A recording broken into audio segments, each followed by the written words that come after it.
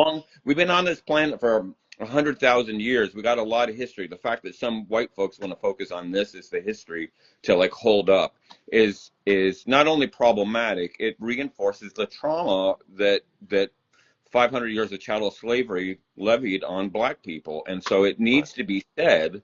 It needs to be said that these men aren't heroes, and the holding up of the Confederacy is just a part of our history. It's heritage, not hate.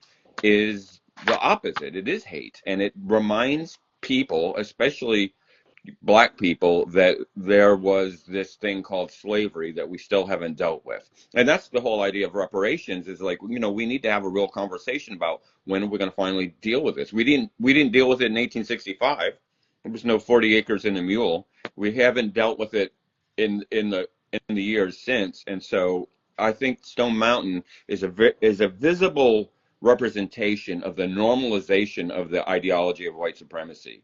That it's just like, let's just go to Stone Mountain for the laser show, and Yeah. yeah, it's just part of history. Confederate battle flag doesn't mean anything, and it as a white person, it's very easy for me as a white person not to see that. And I was lucky enough to get out of Well, that that's the privilege, right. right? That's the privilege that people talks about. Like, you can look at that and not feel no type of way, Yeah, but if there was a statue of Hitler yeah, right. in That's the the point. middle of Israel, you know, Yeah, people would lose their yeah, shit.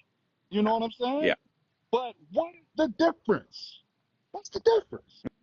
I'm Well, the thinking difference, Mexican. You said that yeah, people was driving around with Nazi flags. yeah, That's literally illegal. It's literally illegal to have any type yeah, of Nazi anything in Germany today. In yeah, Germany. But yeah. you can And I sit think around, people drive around with Confederate flags, Confederate tags, yeah, and as you're saying, if we don't deal with it, it's perpetual. yeah.